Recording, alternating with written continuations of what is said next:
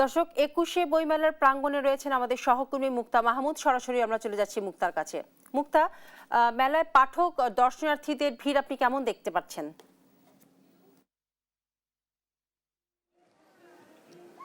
বিপাশা, আপনি যেমনটা প্রতিবেদনে জানলেন যে আজকে সাপ্তাহিক ছুটির দিন এবং সাপ্তাহিক ছুটির দিন সাধারণত বইমেলা শুরু হয় সকাল 11টায় এবং সকাল 11টায় যেটা শুরু হয়েছে সেটা ছিল শিশুদের জন্য প্রথম প্রহর, শিশু প্রহর।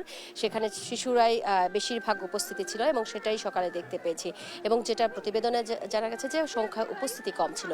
তো সেই উপস্থিতি কিন্তু সকালের চেয়ে এখন বেলা যেহেতু বাড়ছে এবং সেই সাথে ভিড়টাও বাড়ছে এবং অভিভাবকেরাও আসছেন এবং অনেক বড় পাঠকরাও আসছেন একই সাথে।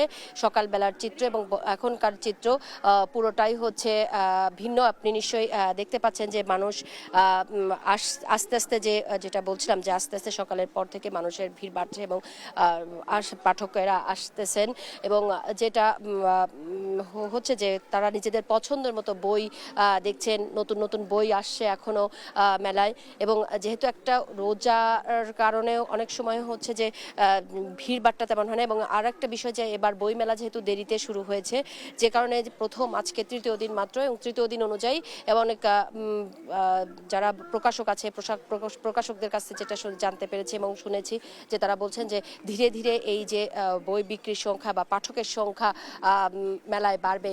কারণ যেহেতু দেরিতে শুরু হয়েছে এবং দেরিতে শুরু হওয়ার কারণে আজকে তৃতীয় দিন এবং তৃতীয় দিনের কারণে অনেকেই কিন্তু মেলায় এসেছেন এবং আসতেছে এবং পছন্দের বই কিন্তু ইতিমধ্যে পাঠকরা যারা আছেন, যারা বই প্রেমী আছে, তারা কিন্তু খুঁজতে শুরু করেছে। তো এই ছিল মেলার অবস্থা। বিপাশা।